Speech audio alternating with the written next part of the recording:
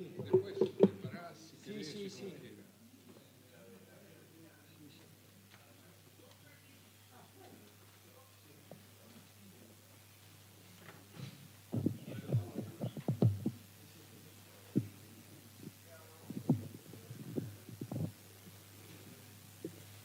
Bueno, buenas tardes.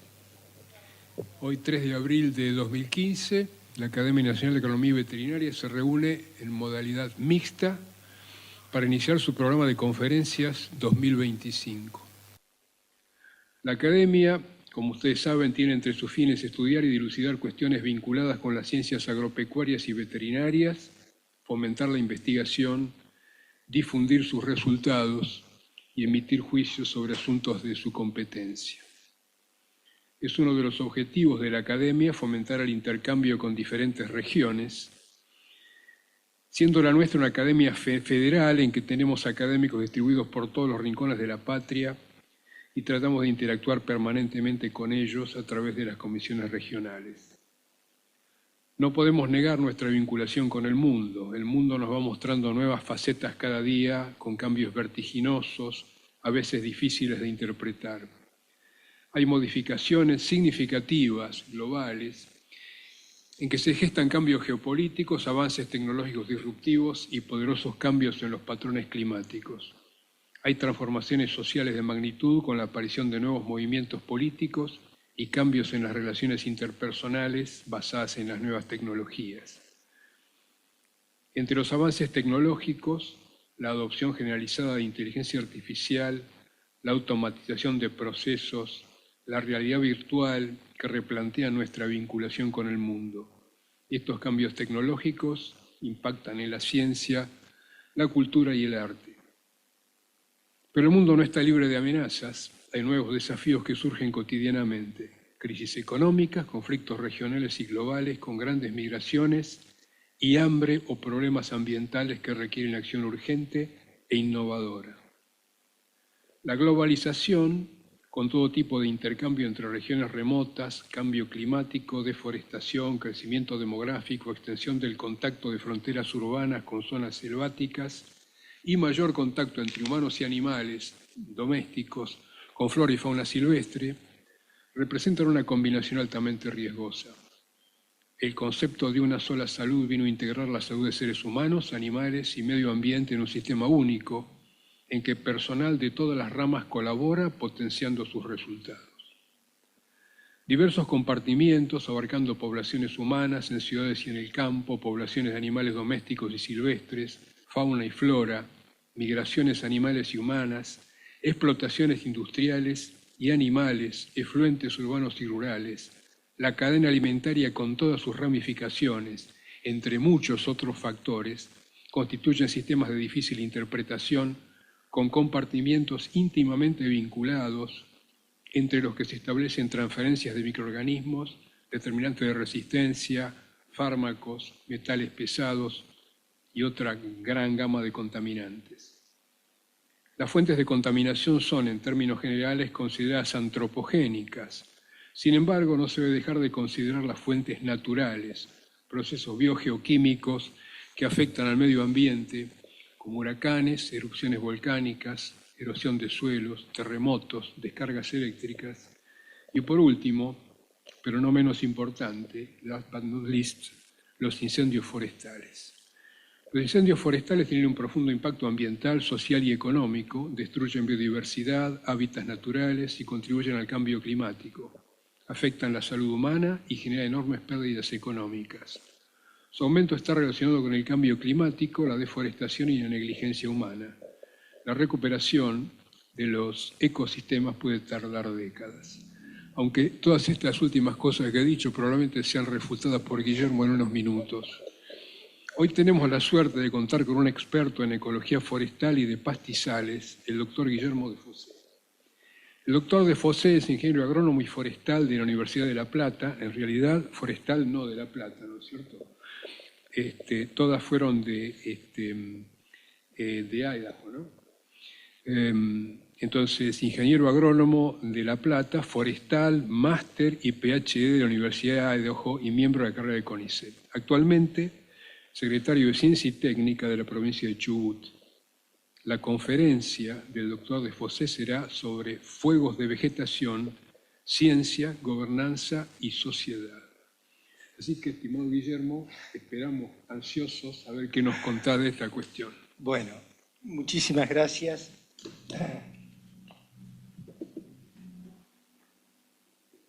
Bueno, buenos días a quienes están no sé si se escucha, de manera presencial y también a los que lo hacen de manera virtual. Hoy yo voy a hablar de fuegos de vegetación, ciencia, gobernanza y sociedad. Quiero decirles que yo me formé en la Universidad de Idaho en Estados Unidos y también en la Universidad de Washington. Hacíamos cursos compartidos y en especial en un tema que vengo a charlar hoy, después de 40 años, que es ecología de fuego y sobre todo fuegos de vegetación, donde el título es Ciencia, Gobernanza y Sociedad. Puse específicamente fuegos de vegetación porque en realidad nosotros en el idioma castellano hicimos una mala traducción de lo que en inglés son los wildfires, que los wildfires son los fuegos que afectan vegetación sin manejo por el hombre. Entonces yo trato de poner que son fuegos de vegetación porque en un pastizal o en Puerto Madryn, donde se murieron 25 bomberos, no había un solo árbol, no era forestal, no era un ecosistema forestal. Pero simplemente para ponerle el límite y darle una definición precisa, que es lo que tenemos que hacer los investigadores. Bueno, yo voy a empezar hablando muy brevemente, pero que yo creo que es muy necesario, es hablar de las relaciones entre el hombre y el fuego. ¿Y por qué digo esto? Porque hemos perdido como sociedad urbana, hemos perdido de dónde venimos y capaz que eso sea imposible de predecir a dónde vamos. ¿Por qué? Porque el fuego fue una de las fuerzas fundamentales en el desarrollo y evolución de la humanidad. Entonces, hago un breve relato desde tiempos inmemoriales hasta comienzo del Antropoceno y Piroceno. Esto se los voy a dejar. Antropoceno es el tiempo que estamos viviendo ahora, donde el producto de la actividad humana con el uso excesivo de combustibles fósiles hace que haya cambios que no tienen precedentes en la historia de la humanidad. Pero para ver este punto es que el hombre aprendió a manejar el fuego hace entre 500 y 1 millón de años atrás, lo dominó y perfeccionó su uso hace recién 300.000 años, usándolo para la caza, la cocción de alimentos y calefacción. Y el manejo del fuego es lo que permitió al hombre prehistórico poder salir de África y conquistar territorios más fríos de otros continentes. Sin el manejo del fuego no hubiera podido salir de África. Y proporcionó 3 elementos clave, y estoy acá delante de eminentes doctores en las ciencias veterinarias. Primero, el calor como aglutinante y modelador del comportamiento social, la protección comunitaria, y para la calefacción. Ese fue lo primero. Segundo, la luz que el fuego proveía, que fue al principio reguladora de la fotoperiodicidad, alterando ritmos biológicos y la sincronización de algunos aspectos reproductivos. Recuerden que la oveja es oéstrica estacional, es decir, se pone en celo cuando baja la luz solar. Aparentemente los primeros homínidos tenían la misma estructura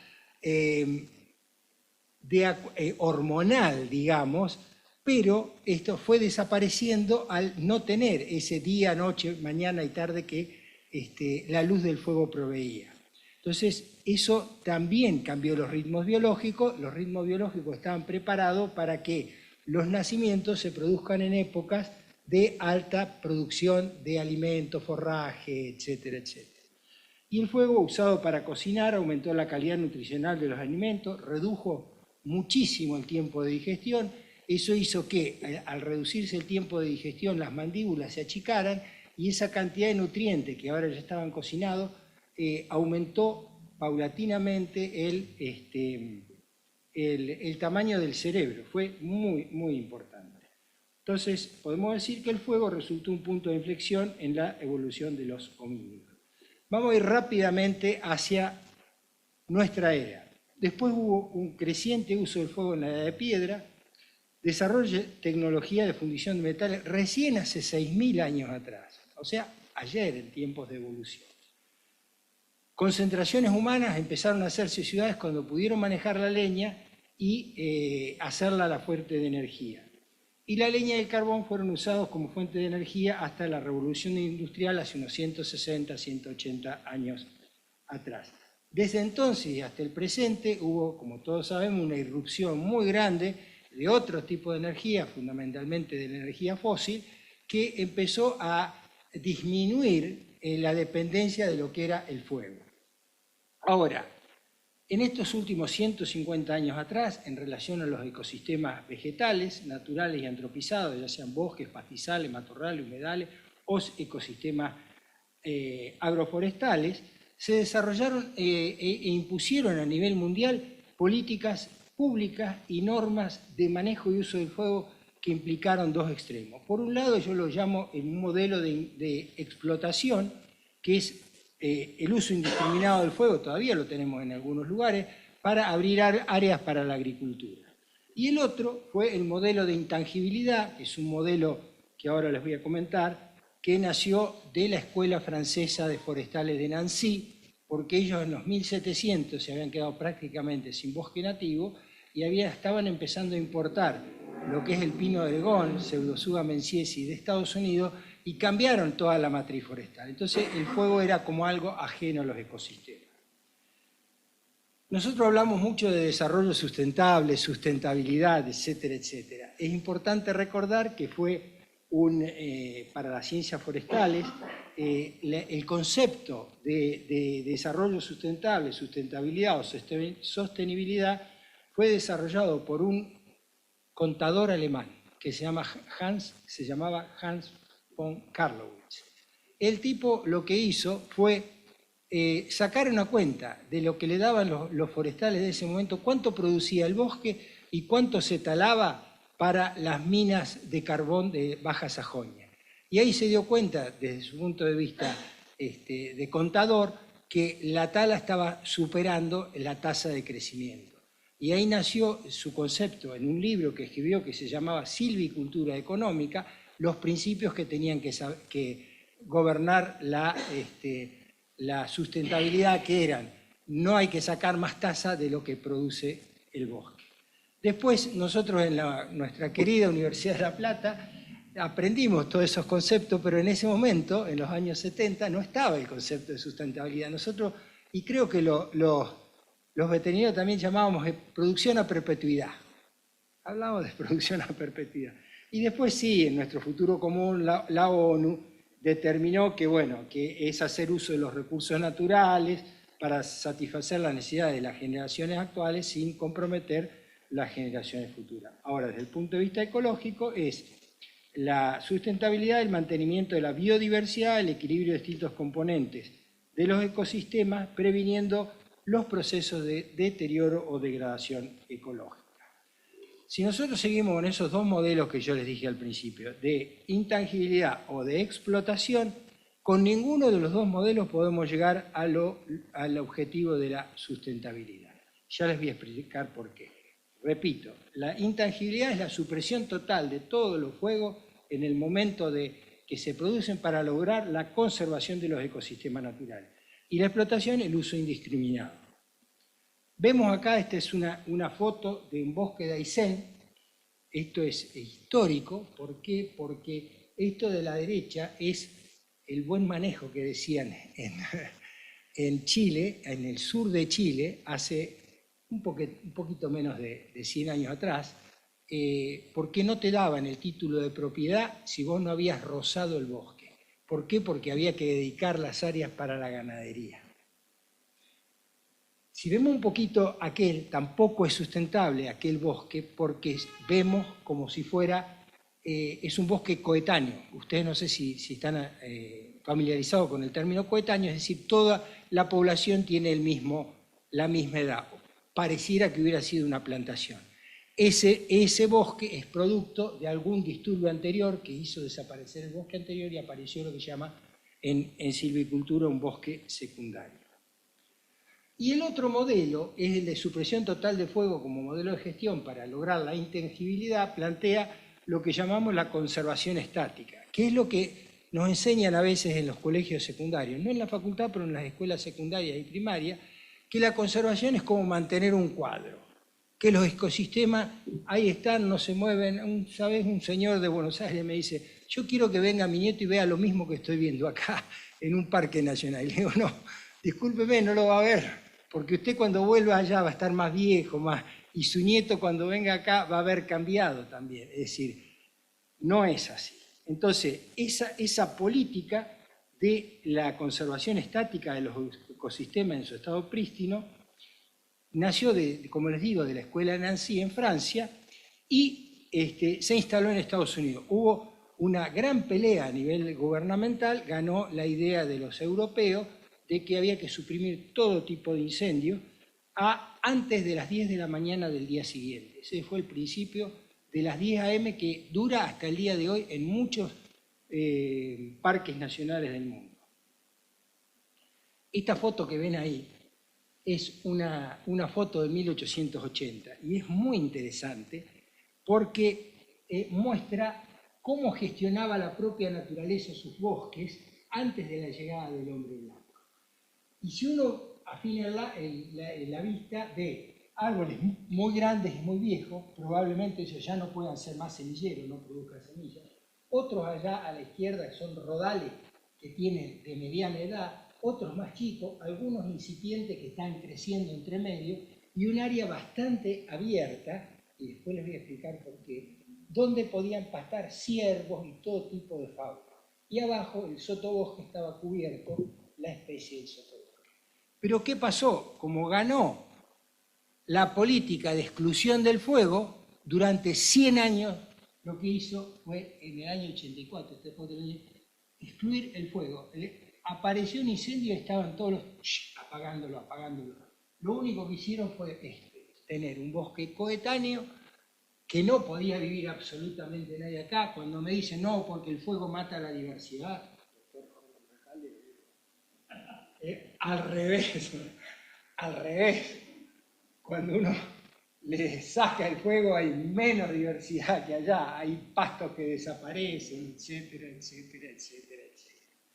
Bueno, no es una anécdota, es una realidad. Yo estaba en el 85 cursando con el doctor Neuenschwander y nos decía, el día que se queme Yellowstone se va a quemar todo, el día que se... Bueno, pasaron 3 años. En el 88, el gran incendio de Yellowstone, ahí lo tiene. Bosque coetáneo, se quemó absolutamente todo, con una chispa de una motosierra, un rayo y una campana. O sea, pero el tema no es que la culpa la tuvieron ellos, estaba predispuesto el ecosistema para ante cualquier chispa prenderse todo.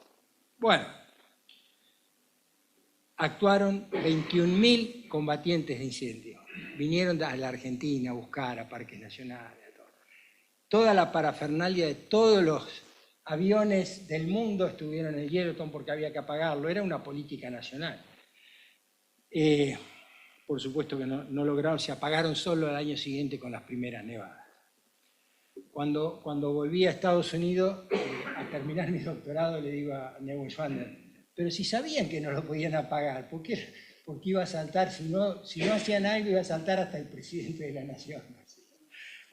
Por eso pongo ciencia, gobernanza y sociedad. Bueno, estas son 3 fotos. Fíjense cómo ya al año siguiente los ponds, que le llaman ellos, las lagunas, ya estaban llenas de agua, el proceso de sucesión secundaria ya se había iniciado, y en el 2011, ese fue en el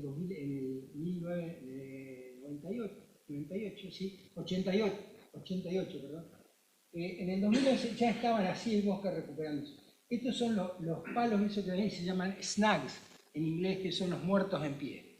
¿Cuál es el problema que tenemos con este bosque que va a resurgir? Que todos tienen la misma edad. Imagínense que en Buenos Aires tengamos todos la misma edad, tenemos una edad reproductiva que la pasamos, todos vamos a tener la misma probabilidad de tener gripe en el invierno y la población va a desaparecer en cualquier momento. Eso fue lo que pasó. 20 años después se hizo en Yellowstone, en Jackson Hole, en el 2008, ¿cómo le llaman esos? Unas lecciones aprendidas. Y ahí llegaron y todos dijeron su verdad. ¿Por qué? Porque las universidades, desde hacía del año 60, que venían diciendo, guarda con esto, estamos siguiendo el rumbo equivocado, nos estamos equivocando. Bueno, yo tuve oportunidad porque me habían invitado a participar de esto y realmente uno conoce a los norteamericanos y dice, oh, usted es gente educada. Bueno, ahí había gente muy sacada y eran los viejos guardaparques que sabían que necesitaban juego y que no les habían dado, prácticamente no le habían llevado el apunte pero ahora estaban retirados, entonces nadie le podía decir nada, porque como en todos los lugares del mundo, si usted dice que está todo mal lo que hace el gobierno, lo mandan a Ushuaia, lo mandan a otro lugar, etcétera, etcétera, y allá pasaba lo mismo, lo que se protestaba lo mandaban a Alaska, a un parque por allá para que no jorobara, etcétera, etcétera.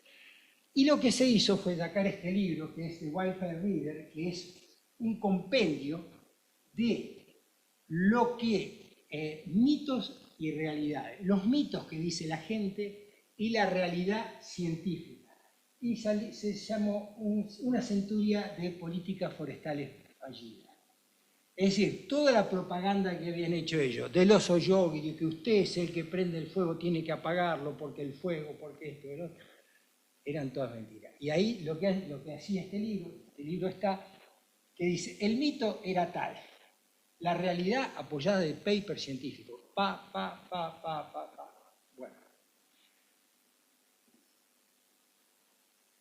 Este es bastante interesante. Cuando yo les estaba contando a los señores académicos recién, que cuando yo fui por primera vez a Estados Unidos, entré a cursar Fire Ecology y Prescribed Burning. ¿Qué más prescrita? La miércoles. Una antorcha, un equipo y a quemar al bosque. ¿Qué pasaba? Que en las universidades, en la academia, sí se permitían hacer estas cosas porque se necesitaba generar conocimiento que no estaba. Entonces, una de las cosas primeras que tuvimos que hacer fue en el vértice, aquel allá arriba, a la izquierda, el ciervo de cola blanca. El ciervo de cola blanca se estaba quedando sin hábitat. ¿Por qué? Porque el alimento del ciervo de cola blanca es un arbusto que se llama Cyanotus. Vos te acordás de ese nombre, pero...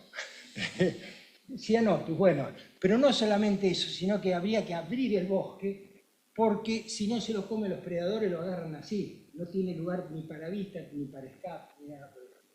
El carpintero, como yo les dije, los carpinteros anidan solamente en snag, o sea, en muertos en pie, donde pueden picar la madera más fácilmente porque es más blanda y tienen todo su ecosistema alrededor de eso. Este es un caso muy importante, el escarabajo de la corteza. En el parque, no en Yellowstone, pero en Grand Teton, lo que se dieron cuenta es que había, yo lo aprendí hace poco, se llama estallido de insectos. Estallido de insectos. En los bosques de pino radiata, no ponderosa, sino el lodgepole pine, es, bueno, otro pino, ya me voy a acordar. ¿Y qué pasaba? Que esta lechucita que está acá al lado solamente anidaba en lugares quemados, en parches de bosque que estaban quemados. Al no permitir las quemas, desapareció la lechucita y estos se levantaron, pero rápidamente. Las osas grises, eso fue de la Universidad de Alberta en Canadá. Lo que descubrieron fue que las hembras de las osas grises no podían quedar preñadas. Empezaron a estudiar y era que ustedes saben que hay especies de pino que tienen los conos que se llaman serotinos. Los conos serotinos son los que se abren con un impulso, en este caso de fuego. Ese impulso de fuego les daba la posibilidad de abrirse y generar las semillas que tienen un alto contenido de estrógeno y podían quedar preñadas. Sin eso cambiaban su hábito alimenticio y no podían quedar preñadas y las poblaciones bajaron. Entonces hicieron en la Universidad de Alberta un montón de de pruebas de quemas prescritas y donde estaban las quemas hechas, las poblaciones aumentaban. Lo mismo pasó con el símbolo de los norteamericanos, el pavo de Navidad. Bueno, esto ya es en Florida. Al suprimirse todos los incendios, el pavo es como, digamos, dentro de los animales, como si fuera un Boeing 747. Para poder ir entre árbol y árbol necesita una distancia muy grande para poder volar y también para lugares de percheo. Esos lugares, al cerrarse el bosque, al densificarse, no podía ver y desaparecía el pavo. Era muy fácil, cazado por los pumas y el lince y todo eso. Y tenemos, este es el pino de hoja larga, que al 5.º año, ustedes saben que Florida es una región muy, pero muy húmeda, al 5.º año necesitaba un fuego para quemarle, un septoria esícola, que es un hongo que le crece acá en el vértice. Si no pasaba ese fuego rápido y quemaba el vértice, el pino se moría. Entonces, pasando el fuego, al año siguiente se recomponía, las hojas crecían y podía seguir su rumbo. Y lo último, esto nos pasó a nosotros también, es la famosa martineta de California. Una codornices, en realidad, de California. ¿Por qué? Porque para hacerlo rápidamente, nosotros creíamos que los fuegos, y nosotros hacíamos fuegos que son muy suaves, sea sencillo, pero hay especies que necesitan fuegos muy fuertes para crear ese hábitat. Lo estamos viendo en las yungas. Antes decíamos que lo peor que le podía pasar a un bosque era la fragmentación. Ahora decimos que la fragmentación es lo mejor que puede haber para proteger la biodiversidad. Y lo vimos en las yungas con los ensambles de aves, de distintas aves, y lo mismo está pasando con esa codorniz. Bueno, en los ecosistemas naturales o los manejamos o los conservamos. Conservar no implica intangibilidad, manejar no implica explotar. En términos agroecológicos, lo que tenemos que hacer de cada uno de los ecosistemas es tratar de cómo funciona el ecosistema y cuáles son cada uno de sus procesos dinámicos que en ellos ocurren, que llaman disturbios. Cuando a alguno de ellos le impedimos el desarrollo de alguna función o cuando se excluyen algunos disturbios naturales, tienden hacia las monoculturas, como vimos en el caso de Yellowstone, ser más susceptibles a enfermedades de plaga o alterar la capacidad reproductiva. Manejar, ya lo saben ustedes, no se los voy a repetir, pero es aplicar el conocimiento y la información ecológica y económica para una correcta toma de decisiones. En general, lo que se hace es en el momento de máxima producción, ahí nosotros intervenimos como personas. Entonces, en síntesis, la conservación tiende a garantizar el ecosistema esté no se aproximen a su situación climáxica y el manejo aplica el conocimiento para el máximo retorno económico y productivo.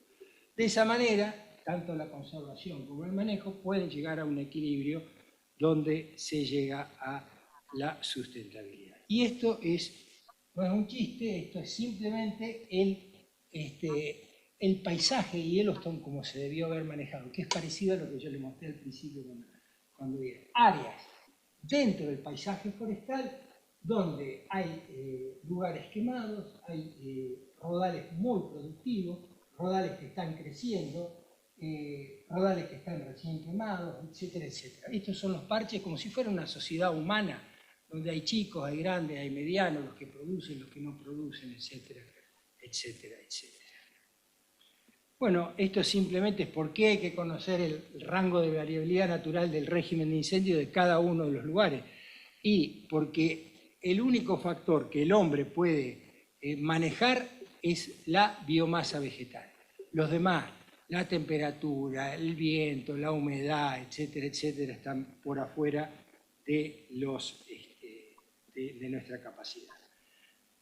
Manejar el combustible, ¿qué hay de esto de manejar el combustible? Es poda, raleo, quema, pastoreo, triturado, chipeado, combinaciones de distintas técnicas. Esto simplemente es aquella es una foto de lo que está pasando hoy en la Patagonia. Los rodales y las plantaciones que hicimos, Alberto fue uno de los que promovió.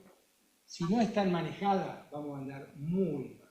Hay que manejarla a través de podas, raleo, inclusive con quemas prescritas, y este es el estadio cuasi ideal que se asemejaría a lo que es un bosque manejado por la propia naturaleza.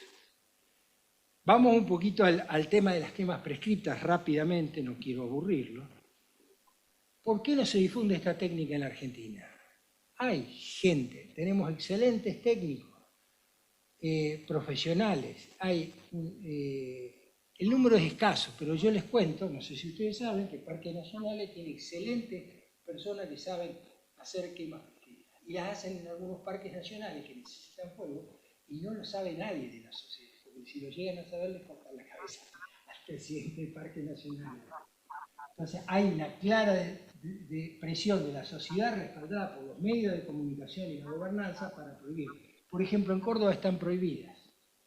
Las quemas prescritas están prohibidas en Córdoba. Es lo peor que le pudo pasar a Córdoba, prohibir las quemas prescritas. ¿Por qué? Porque sacaron el ganado que reducía la cantidad de biomasa y sacaron las quemas. Entonces ahora cada vez que se quema absolutamente todo. Sin embargo, en el mundo, fíjense, y hoy le decía a Jorge Recalde, que Finlandia tenía un programa de quema prescrita hasta el año 90. A partir del año 90 la suprimieron los ecologistas, dijeron que no, que arruinó el suelo, que Bueno, lo cual no es cierto. Lo cual no es cierto. Ahí está el especialista en suelo. Lo cual no es cierto. Pero recién pasaron 20 años en que se dieron cuenta de que los bosques esos necesitaban quema. El problema fue que nosotros los humanos no vivimos 300 años, vivimos 80. Y todos los que sabían quemar se habían muerto. Y estuvieron llamando a gente de otros países para que les vuelvan a enseñar a quemar. Y con eso lograron el sello de la FSC para certificar la madera que tenían. Y en Estados Unidos, como podemos querer o no querer, pero tontos no son, hicieron un programa de quemas prescritas en cada una de las universidades, que ahí empezó con Oklahoma, pero siguieron en Idaho, en Washington, hay un montón, para enseñar a la gente a hacer quemas prescritas. Quiero decirle dos cosas. La quema prescrita no es lo mismo que la quema controlada. La quema controlada es voy, pum, prendo para que haya más verde para los animales. La quema prescrita tiene objetivo de manejo, es como hacer una receta a un médico y decir, bueno, esto es para esto, para esto, para esto. La voy a hacer con tales condiciones de humedad, de temperatura, la altura de llama tiene que ser tal, quiero bajar la carga de biomasa en tantos kilos por hectárea, etcétera, etcétera. Es más complejo de lo que nosotros decimos. Bueno, ¿cuál es el escenario actual? Hay cambios de uso de la tierra, agriculturización, deforestación, cambio en regímenes de fuego, cambios migratorios desde hacia la interfaz urbano-rural, que es lo que se está quemando ahora, el famoso cambio climático global, que no impacta tanto, pero bueno, hay que ponerlo porque si no, no salís de ningún lado. No existís, sino decir que... Bueno, política de manejo de fuego para ecosistemas naturales y agroforestales errática. Ahora les voy a hacer una pregunta, a ver, ¿hay mayor o menor número de incendios ahora que hace 25 años? Todos me van a decir que sí. Con el cambio climático tiene que haber más. Qué lindo, ¿te imaginas alguno de tus alumnos que te diga, el Recalde está desaprobado? No, todos los trabajos científicos hechos por gente seria, por Andela, en la NASA, por Science, da que hay menos incendios que antes. Ahora uno dice, pero ¿cómo si está todo el día aparecen en los medios que nosotros vemos? Ahora, la realidad no es así. Y cuando uno se pregunta, ¿cuál es el continente que más se quema? El que menos oyen hablar de incendios. África quema 250 millones de hectáreas por año y no pasa absolutamente nada. Y mantienen, cuando ustedes ven los ñus, las sabanas con los arbolitos, bueno, eso es todo mantenido por fuego. Todo mantenido. No, es esquemas naturales, no, hay de todo. Sí. O sea, eso es como la propia naturaleza gestiona el sistema, eso es lo que estoy diciendo. Esto estoy diciendo de la cantidad de fuego que hay en el mundo.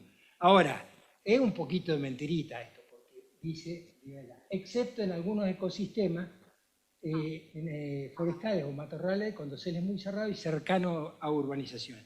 Y este sí es el problema que tenemos ahora. Bueno, ¿por qué existe la percepción de lo que dijo Jorge, de cada vez más incendios de vegetación a nivel local? ¿Y por qué los estados gastan cada vez más plata? Esto se resume en, hay una visualización mediática y social de los incendios en el ambiente donde ocurren, en o cerca de la interfase urbano-rural. Tienen todos en común la excesiva acumulación de biomasa y el continente incremento de incendios. Está demostrado que la prensa en particular y los ciudadanos en general reaccionan muy favorablemente a las acciones de la gobernanza que implican grandes despliegues de recursos humanos y gasto en materiales y equipo para combatir eso. Faltan aviones, falta esto, falta lo otro. Bueno, la ciencia ha demostrado que por cada un peso que se invierte en tareas de prevención se ahorran 50 en futuras actividades de supresión. Pero la sociedad, a pesar de eso, prefiere gastar 50 en supresión y no valora el ahorro de uno en gastar supresión. Y nos ha pasado en la provincia de Chubut cuando están los brigadistas de incendio en invierno haciendo tareas de prevención. Están perdiendo el tiempo ahí, tendrían que estar preparados para el verano. Bueno, eso tenemos que solucionarlo como sociedad. Bueno, es bárbaro. Bueno, yo acá puse el tema grave que nos estamos teniendo ahora y que es los cambios en el continente, lo que es esa interfaz urbano-rural, que es lo que más se quema. Esto sí se está quemando más. Y hay dos casos. Uno, migración rural desde áreas de interfaz hacia ciudades, son cambios radicales en el uso de la tierra de este área. Por ejemplo, ganadería intensiva hacia recreativa de uso temporal. Y el segundo es la migración y migración permanente de nuevas áreas de interfase. Se da en Canadá, en Australia, en nosotros, en los que van a Bolsón, en Esquel, etcétera, etcétera. Cada vez la gente se mete más en el bosque. Y en otras ciudades, que por eso hablé de incendio de vegetación, por ejemplo, en Puerto Madryn, que les voy a dar un ejemplo ahora. Esto es lo que pasaba en Europa hace 70 años, más o menos. Allá tienen el pastor de ovejas y de cabras, y ese mantenía la vegetación. ¿Ahí? Gracias. El pastor de cabra que mantenía la vegetación muy baja continuidad de combustible, y con eso no había posibilidades de que se produzcan grandes incendios. ¿Qué pasó? Ese viejito se murió, los hijos se fueron a las ciudades y las granjas esas terminaron siendo lugares de fin de semana, donde la vegetación, nos guste o no, sigue creciendo. Entonces ahora los españoles hablan, pues hombre, de los incendios de quinta y sexta generación y séptima y tal. No existe eso, existe que cada vez tienen más biomasa y cada vez se van a quemar más, simplemente. Fíjense la evolución de las áreas de interfaz urbano-rural.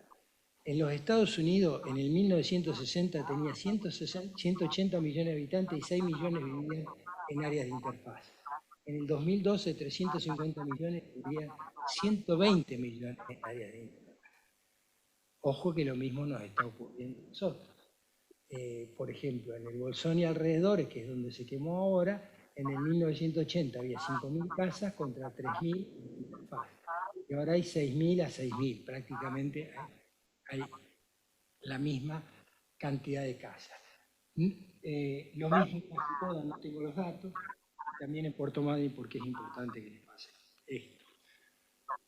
Este es un trabajo de tesis doctoral que está terminando una investigadora que trabaja conmigo, pero creo que es importante que lo tengamos, porque a veces nos dan los medios, nos dan datos muy crudos y como sociedad no los tratamos o no intentamos digerirlo como corresponde. ¿Qué quiere decir esto?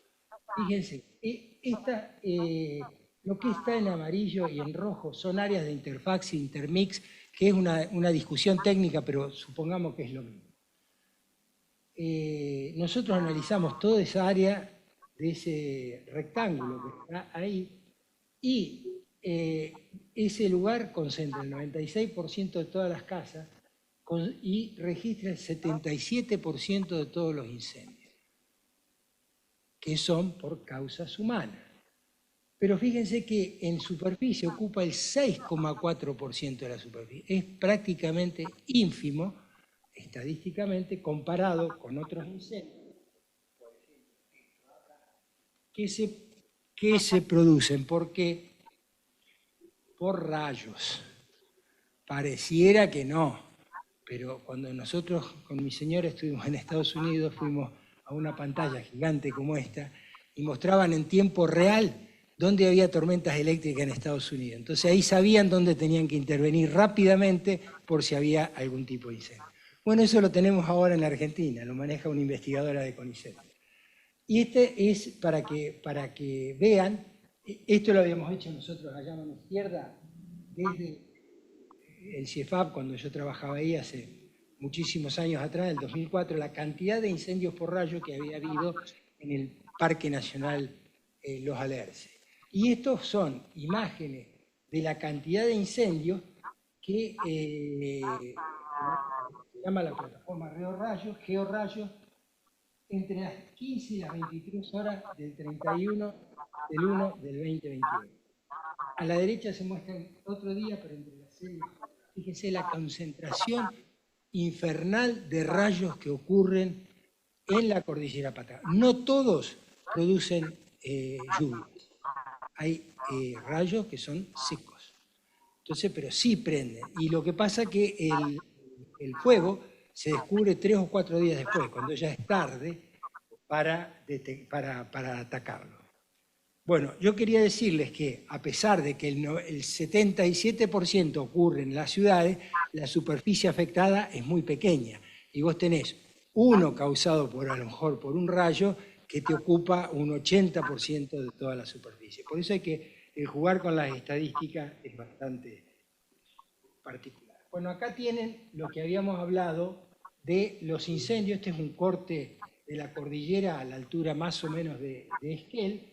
Ahí tienen todo el bosque andino patagónico, el ecotono bosque estepe, la patagónica, y la cantidad de incendios. La frecuencia es muy alta en la zona esteparia y es muy baja en la zona de más hacia la costa. Pero la severidad es muy alta cuando ocurre en esa zona y muy baja cuando ocurre. Y acá es simplemente un árbol que sobrevivió para que vean que regularmente los incendios ocurrieron. Bueno, acá no sé si se nota bien, es 1715, 30, 1813, 1830, y después allá este es 1879 y después hay otro de 1914. Es decir, en esta área más o menos por acá, los incendios cada 60, 70 años vuelven al mismo lugar. Van cambiando, van produciéndose en otros lugares, y eso hace que las poblaciones se vayan teniendo una dinámica particular.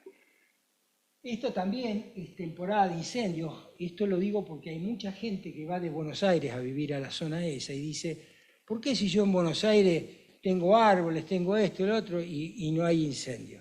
Simplemente viendo un climodiagrama, que es el ploteo de las temperaturas y las precipitaciones durante por lo menos 30 años.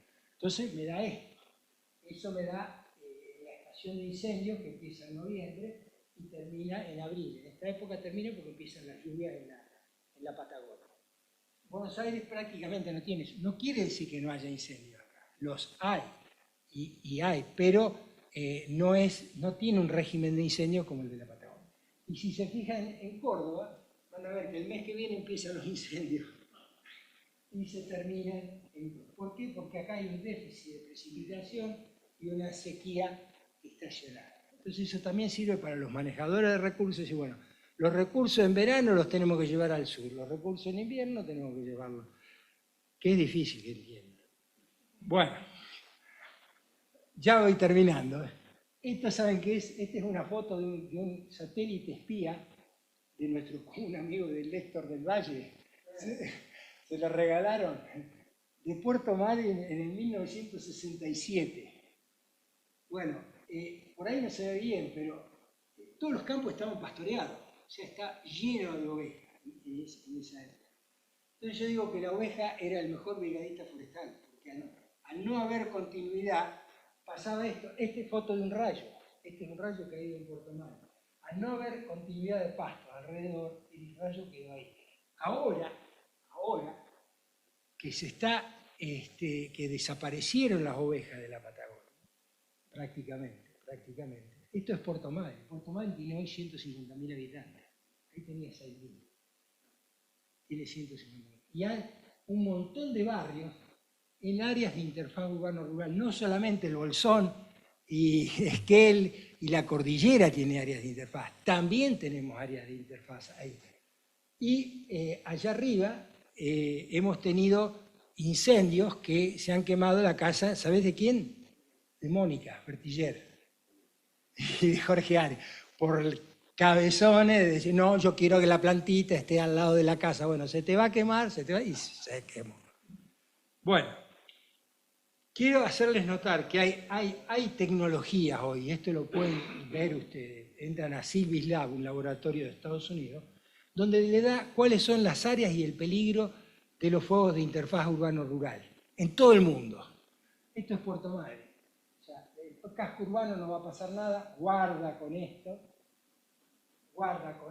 mucho cuidado con aquel que está más oscuro. Es decir, está la tecnología como para decir, bueno, estamos en una temporada de incendio peligrosa, apostemos los recursos en donde pueden producirse los incendios. Y en la cordillera, ni les cuento. Esto es nuestra cordillera patagónica. Entonces, después buscamos al pobre gaucho infeliz, que a lo mejor no tiene absolutamente nada que ver, pero como nos encanta que ruede la cabeza de uno, aunque no tenga la culpa, fíjense, esas son todas casas. Acá lo van a ver un poco. Son todas casas entre medio del bosque. No hay lugar donde salir. 6 meses de sequía todos los años. Ya se sabe que eso se va a quemar. No hay forma de cambiar. Sí, lo que se puede hacer es hacer acciones preventivas. Alrededor de la casa, 50 metros, cortar toda la vegetación, tener húmedo. Digamos, las cuestiones preventivas se pueden hacer. No es que no queramos que la gente vaya a vivir, que vaya a vivir con las precauciones que hay que tener para vivir en esos lugares, con áreas de salida, con lugares más amplios de reunión, etcétera, etcétera. Bueno, esto es...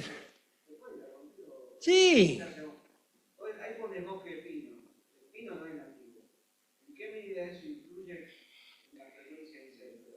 Excelente pregunta. No, nosotros hicimos una tesis doctoral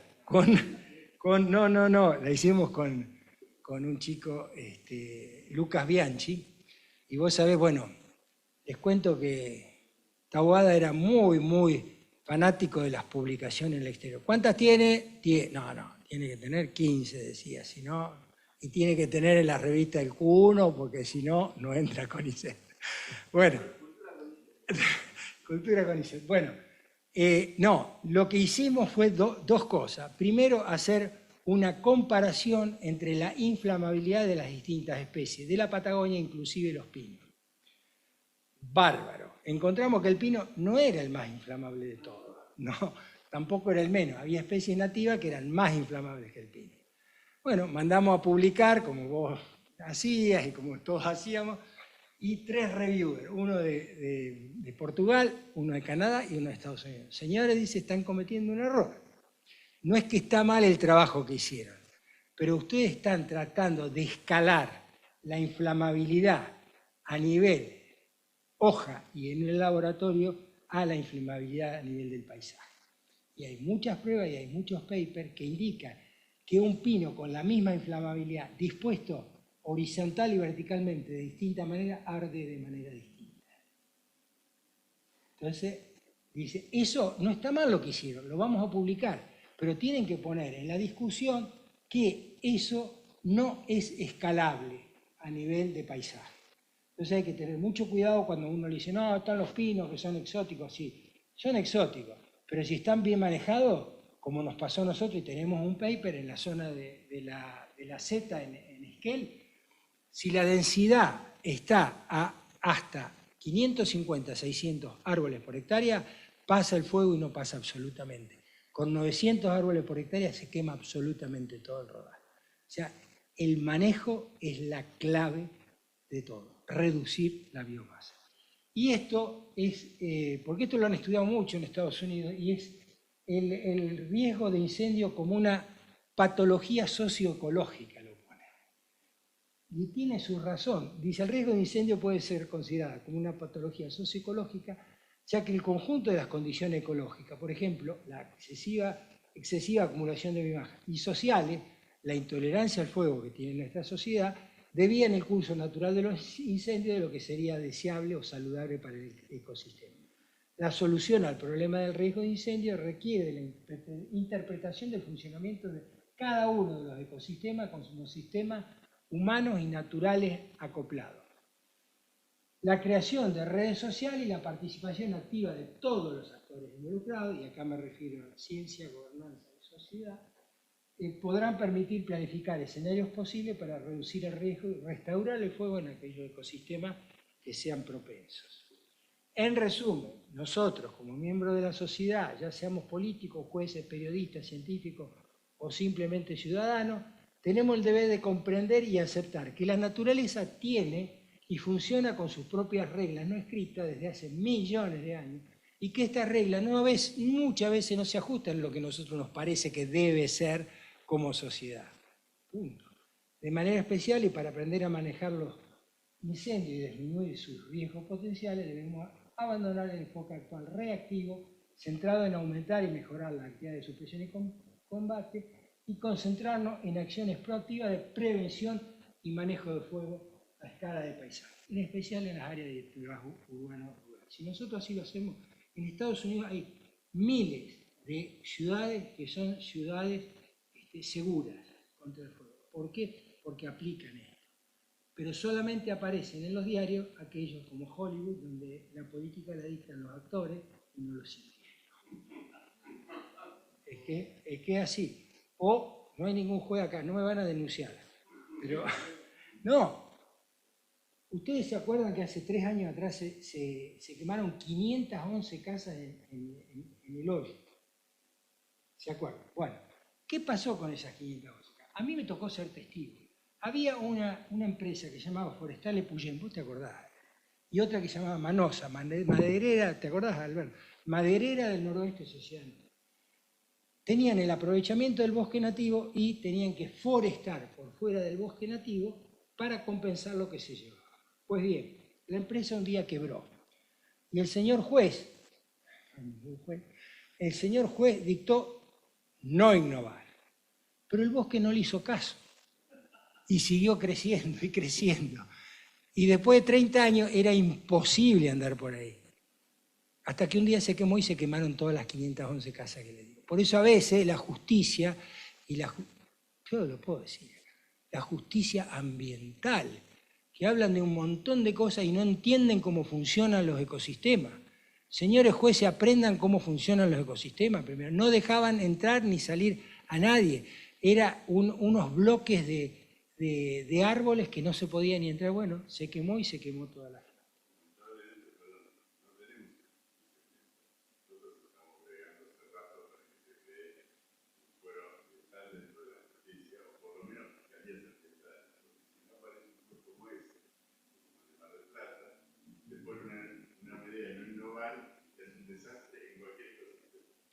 Bueno, lo dejo para los abogados, porque yo no me gusta meterme en eso, pero cada vez que aparece un abogado ambientalista a mí me da tirria, porque digo, esto opinan sin...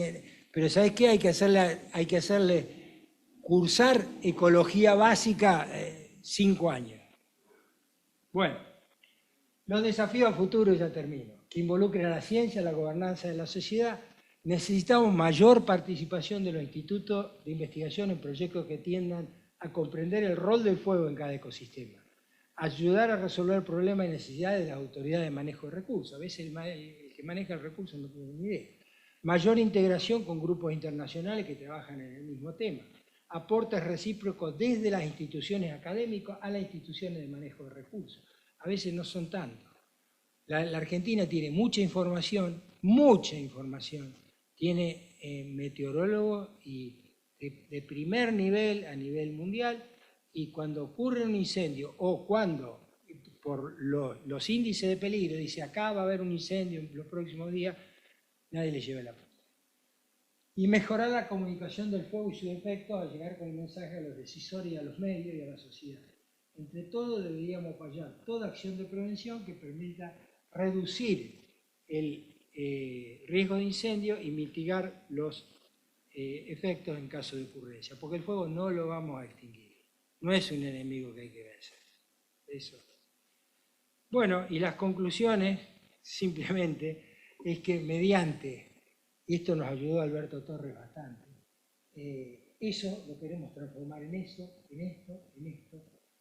Leña para el gran calor. Yo le digo con vergüenza, en la provincia de Chubut importamos leña del Chaco para darle a la gente del interior y se nos queman los bosques en el verano. Y hemos demostrado, estas son casas hechas con residuos de raleo, son como si fueran ladrillones así, que están hechos, y dentro de esto está la misma viruta. Esta casa tiene 23, 24 años, está impecable. Vienen los ingleses y dicen, te la compro ya, diciendo, ¿cómo hago para cargarla en el puerto de Madrid? Es cierto, o sea, tenemos las cosas, pero, no sé, no quiero decir que somos argentinos. Bueno, y nada más. Cualquier cosa, cualquier duda, las preguntas que quieran, estoy a disposición. Muchísimas, pero muchísimas gracias.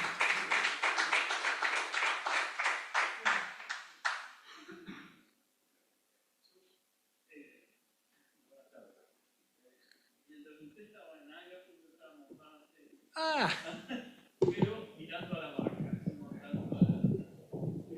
y fui muchas veces a Hielos. Y uno de lo primero que hizo acordar, que me explica por qué no tuve la suerte de ver un Greenpeace que me mate en ese momento en particular.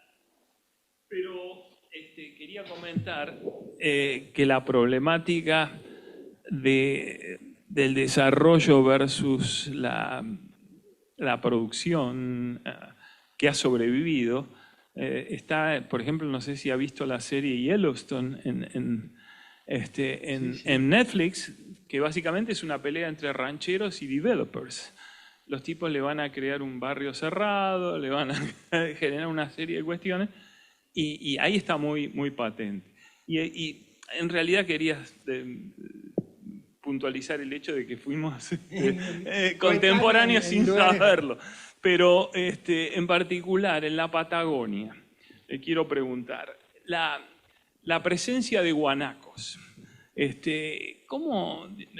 Tengo números que me asustan de millones, y ¿cómo están conviviendo y cómo están afectando? ¿Tienen algo cómo están impactando sobre todo en el ecosistema forestal?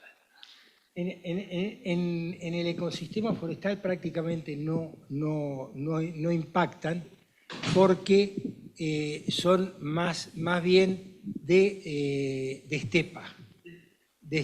Pero sí, hay un problema con ONGs que compran los campos por 2,50 pesos, y yo tuve un problema grande con rewilding, lo voy a decir, no tengo ningún drama, pero este problema que yo tuve fue por una cuestión en el Chaco. Ellos querían traer el búfalo de agua porque decían que hacía el mismo trabajo que el fuego.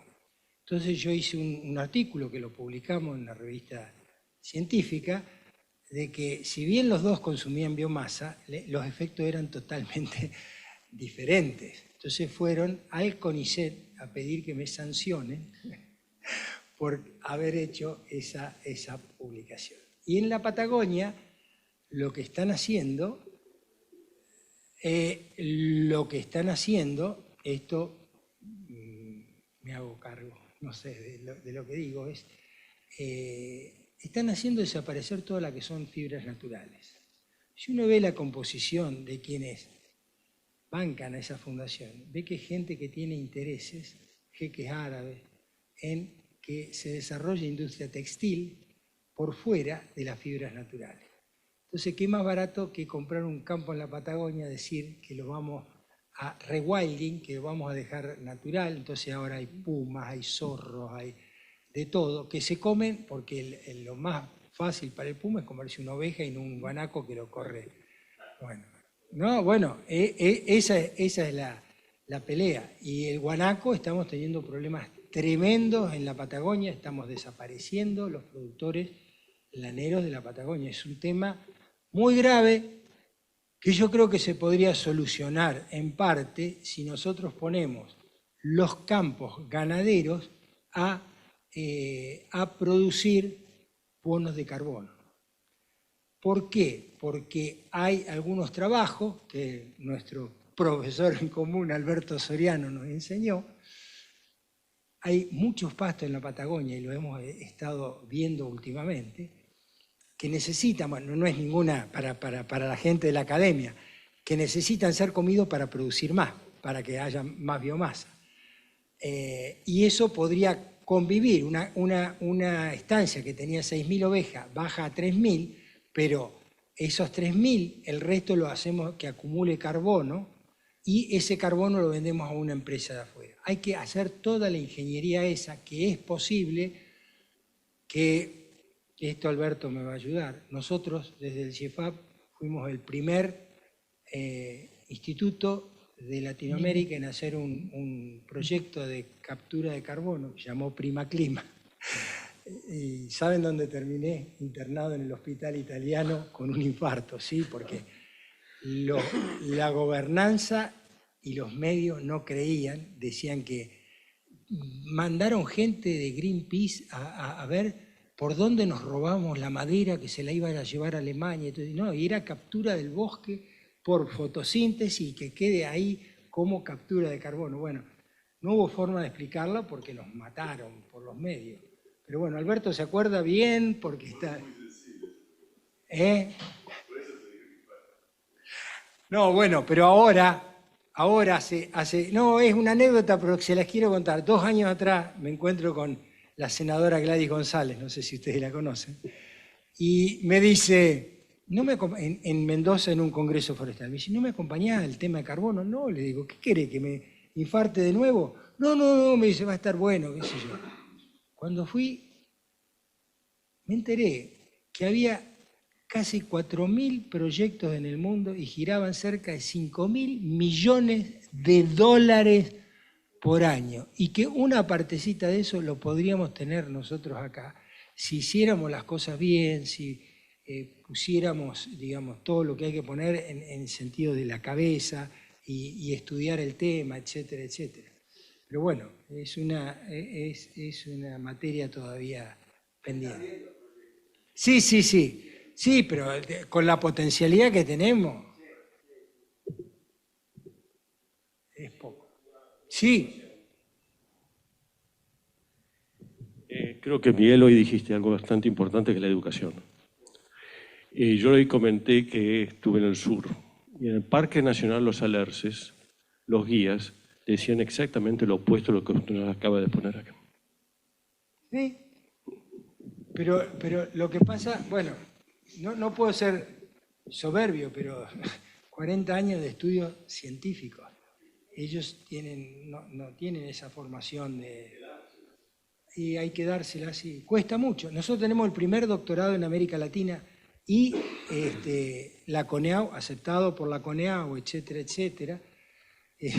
Me acuerdo que la primer presentación la evaluaron los arquitectos y decían, pero el tema del fuego se va a terminar en 2 segundos, tienen que buscar otra cosa. Bueno, después pedimos que cambien los evaluadores y salió. Pero sí, es una cuestión de educación. Ahora, no es una pelea argentina, es una pelea mundial, porque en otros países también están los mismos intereses Y las mismas cuestiones, lo que dije de Hollywood no es banal. Hay ciudades, por ejemplo, en Arizona, en la Universidad de Flagstaff, está toda la ciudad diseñada, preparada, es una ciudad preparada para el fuego, nunca va a tener ningún incendio.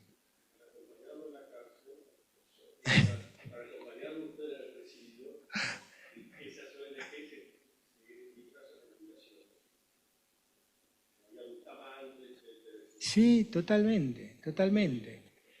Y tienen mucho predicamento, esa es la... Y tienen gente que los banca desde las prensas, desde las grandes diarios también. Entonces, bueno, es una pelea un poco desigual, pero yo creo que hay que darla. No me quiero poner en la piel ni de... ¿Cómo es que el que dijo que pur si move Galileo? Pero bueno, estamos en una cuestión, más en el tema fuego, que la mayoría de las cuestiones son contraintuitivas. Ese es uno de los temas grandes, ¿no? Miren que se destruye, y fíjense, en el diario La Nación, del 5 de junio del 2022, el primero de marzo de 2022 hubo un gran incendio en el parque, en los esteros de Liberá. ¿Te acuerdas? Ecocidio, A los 3 meses era un vergel. Entonces, Germán de los Santos, del Diario de la Nación, sacó un artículo con el vergel, tal. Todo, gracias a quién, a nadie, pone. Está el artículo, yo lo uso a veces para comparación. No reconocer que realmente el fuego ahí es un disturbio necesario para renovar el ecosistema. Nada, gracias. Bueno, realmente nos ha movido un poco el esqueleto con esto, porque claro, el concepto que uno maneja normalmente es el concepto intuitivo, que si prende fuego los árboles, perdés el bosque, y esto demuestra claramente cómo es realmente la cosa. Y bueno, después lo que decías del rewilding, creo que era rewilding la superpoblación de pumas, por ejemplo, en la Patagonia, que bueno, uno escucha por ahí algo, pero ahora resulta que nosotros tenemos unas ovejas para una prueba de un producto en el medio de Chubut, en Las Plumas, y entró un puma y se morfó todas las ovejas, las mató. Y entonces después le expliqué, no, lo que pasa es que es impresionante la cantidad de pumas, uno en carne propia los sentí, imagínate las ovejas que matarán para que llegue a ocurrir eso. Un comentario más mío, lo que cuando hablábamos esto por ahí es interesante. Bueno, con las quemas, yo estuve en Sudáfrica, viví en Sudáfrica un tiempo, y los boys, que eran los morochos, quemaban. Cuando llega la primavera quemaban, estaba todo quemado. Después en el verano eran unas praderas impresionantes, que si no son unas cosas amarillas y secas, ¿no? Pero bueno, evidentemente hay fuegos que están bien, pese a que sean criticados. Así que bueno, un poco se redondea lo que vos decís, que me parece que hay que defenderlo, hay que difundirlo y ver si, no sé, por de pronto vamos a subir esta charla a la página nuestra y vamos a tratar de avanzar como se pueda. Carlitos, vos querías hablar.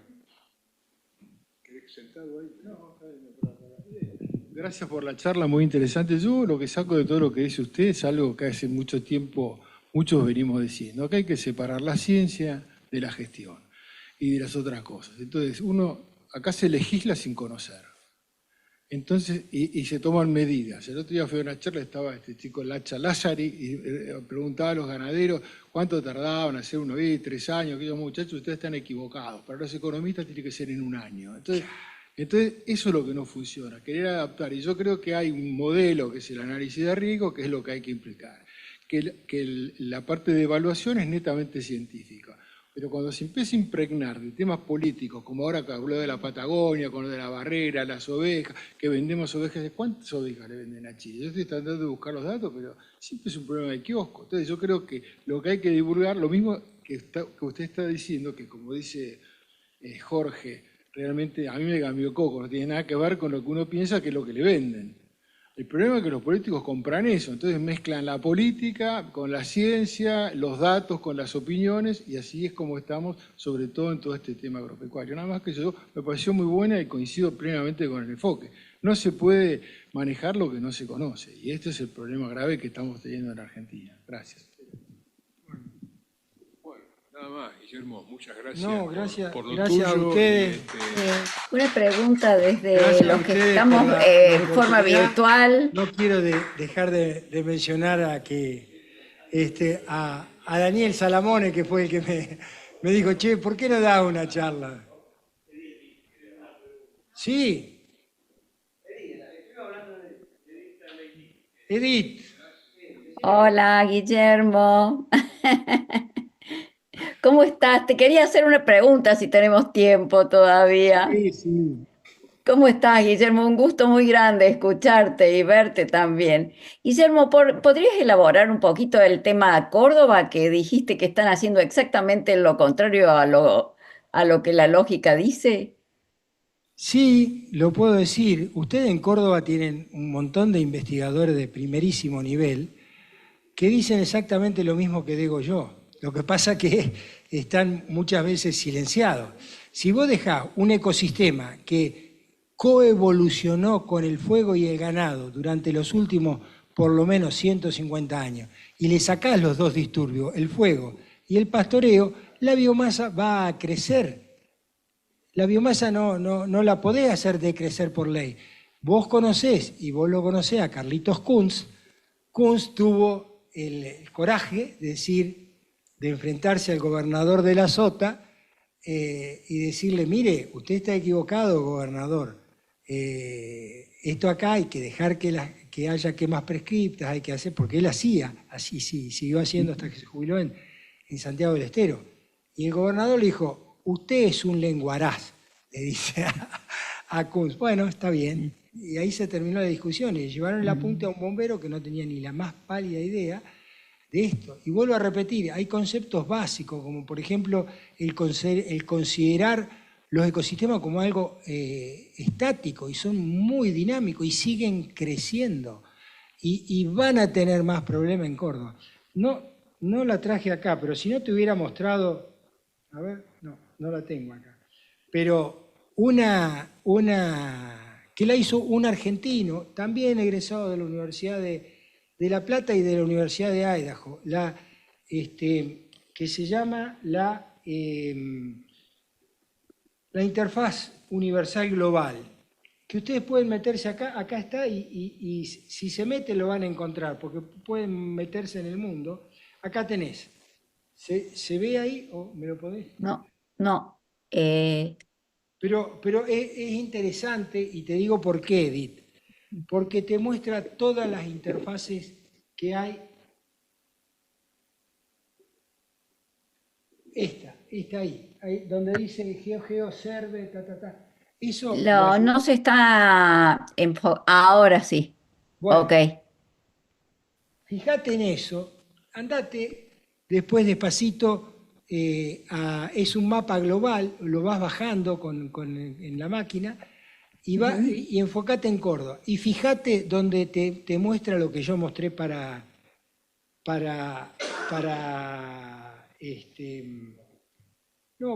Puerto Madryn. Bueno, lo mismo está para Córdoba eso. Y es muy, muy interesante porque que es este, te muestra, y yo se lo mostré hasta al gobernador de la provincia, porque daba los lugares de Cuyén donde realmente se quemaron. Te decía, esto se va a quemar, y eso es lo que se quemó 2 años después. Entonces, no es que no tenemos la herramienta, que nos sorprendió, como a veces dicen en Chubut, nos sorprendió la nevada en invierno. Puta, digo, que vean en un lugar donde nieve y te sorprende la nevada. Bueno, te fijás así y en Córdoba vas a ver todos los lugares que se quemaron el año pasado, Edith, y que se van a volver a quemar si no se hacen las medidas correspondientes. Y la medida correspondiente es bajar la cantidad de biomasa. Vuelvo a repetir, es lo único que el hombre puede actuar. No podemos cambiar el clima de Córdoba, como yo lo mostré en el... No podemos cambiar otras cuestiones, pero sí podemos actuar sobre la biomasa. Disminuir la biomasa es la clave. Punto, no hay otra. Gracias, Guillermo. Bueno. Poné de vuelta tu correo en la pantalla. Bueno, ahora lo pongo. Ahí. Está mapeado el mapa de potencial de secuestro global de carbono y está el capítulo argentino que se hizo con la FAO, colaboró INTA con eso, y en gran parte de Patagonia, me tocó trabajar en Río Gallegos a mí, cerca de Río Gallegos, en Montevideo, en toda esa parte, simplemente haciendo un manejo racional del pastoreo ovino. Estamos hablando de no hacer cosas sofisticadas, dar descanso a la vegetación. Esto no lo hice yo, son experiencias de la gente de INTA. El potencial de secuestro de carbono está entre 100 y 300 kilos de carbono por hectárea por año. Multiplicar por 3,66, eso te está dando más o menos menos de 1 tonelada de CO2 equivalente por año. O sea, el potencial que tiene Patagonia es enorme, sin hacer cosas raras.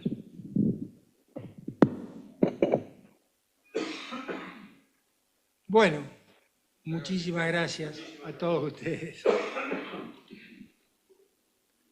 No hay más preguntas de los muchachos ya, ¿no?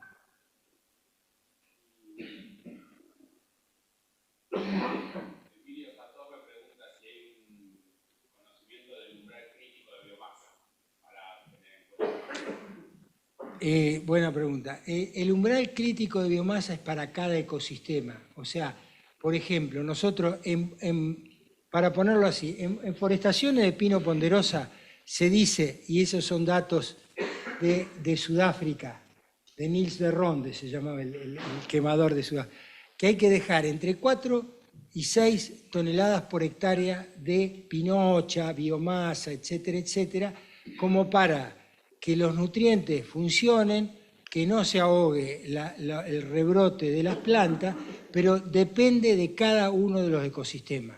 Hay que estudiar cada uno porque son diferentes. Igual que el régimen de fuego, uno es cada tantos años, otros menos, etcétera, etcétera. ¿Hay alguna otra pregunta? Bueno, 1.000.000 de gracias. Gracias. Espero no haber defraudado.